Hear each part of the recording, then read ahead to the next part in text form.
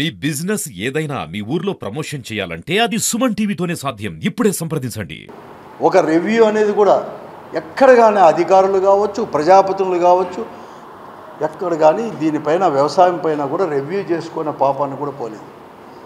మొన్న ఆగస్టులో, ఈ సంవత్సరం ఆగస్టులోనే మంత్రి స్వయంగా కూడా మన మంత్రి కేశవ్ గారు ప్రత్యామ్నాయ విత్తనాలు, ఉలవ ఇటువంటివన్నీ కూడా మేము ఇస్తామని చెప్పడం జరిగింది. కానీ ఇంతవరకు దాని గురించి ఎక్కడ కానీ ఊసేత్తలేదు. మంత్రి గారు చెప్పిన మాట డిఆర్సీ మీటింగ్లో కూడా చెప్పినా కూడా ఎక్కడ కానీ లేదు.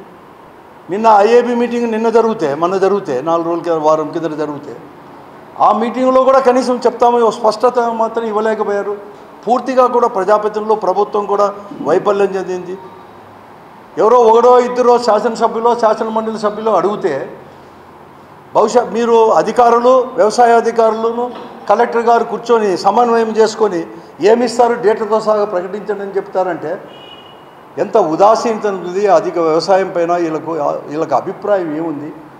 రైతులంటే అంత నిర్లక్ష్యమా? రైతుల సమస్యలంటే అంత నిర్లక్ష్యమా?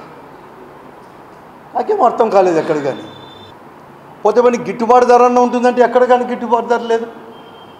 4 సీజన్లో నేను చాలా మంది కూడా చూశాను. అప్పుడప్పుడు ఉన్నప్పుడు కూడా అనంతపురం జిల్లాలో కూడా గిట్టుబాటు లేదు. ఇక్కడ ఎక్కడైనా కానీ ఏదైనా కానీ గిట్టుబాటు ధర కాలేక రైతులు పండించిన పంట ఏదైనా కానీ రోడ్డు పక్కన పడేశాడు, పనికి మాకు చేత కాదు అని చెప్పి అమ్ముకోవడానికి చేత మార్కెట్లో ఎక్కడగా లేదని చెప్పిన అంటే అది ఒక టమాటోకు మాత్రమే మనం చూసాం ఇంతవరకు కూడా. నేనైతే నా జీవితంలో ఇంతవరకు కూడా నేను ఎప్పుడూ ఇట్లా టమాటో పంట అనేది కూడా గిట్టుబాటు ధర లేనప్పుడు రోడ్డు పక్కన పడేసింది చూశాం. కానీ ఈరోజు ఈ కూటమి ప్రభుత్వంలో ఈ 4 సీజన్లో కూడా ఉద్యాన పంటలకు కూడా అరటి కావచ్చు, చీన, దానిని కూడా మామిడి గిట్టుబాటు ధర లేక రోడ్డు పక్కన పడవేసింది పైన. ఎప్పుడు కానీ లేదు అసలు, ఎప్పుడు చూడలేదు అసలు. ఉద్యాన పంటలకు కూడా ఎక్కడ కానీ చూడలేదు. మిరప, దోసకాయ ఇవన్నీ కూడా ఇప్పుడు రోడ్డు పక్కన పడేస్తున్నారు. నేనేదో ఈ ప్రభుత్వం పైన విమర్శ చేయాలని చెప్పలేదు. ప్రత్యక్షంగా అందరూ కూడా చూశారు. పెద్ద పెద్ద పతాక శీర్షికలు కూడా పత్రికల్లో కూడా వచ్చేసాయి. కానీ ఈ జిల్లాలో ఉండే ప్రజాప్రతినిధులకు కావచ్చు, ప్రభుత్వానికి కానీ, పోతే మన అధికారులకు కానీ చీమ కుట్టినట్టు కూడా లేదు. ఆ సమస్యలు ఇంత అవస్థ పడుతున్నామని చెప్పేసి గిట్టుబాటు ధర కూడా లేదు. ఈరోజు మొక్కజొన్న పండించినారు, 2700, 2600 మామూలుగా ఉంటాయి. ఒతురు పంట వేసేటప్పుడు మాత్రం విపరీతమైన ధరలు.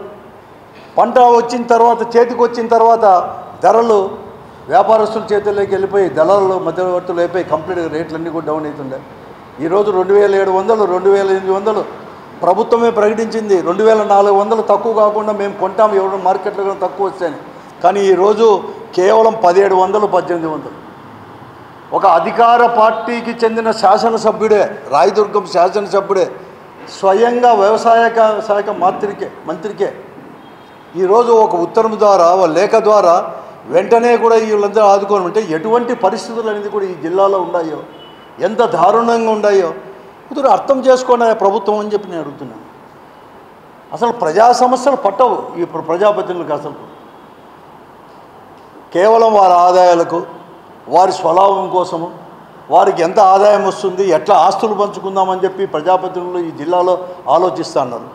పోతే మన అధికారులను ఆలోచిస్తారంటే వారి మెప్పు పొందడానికి,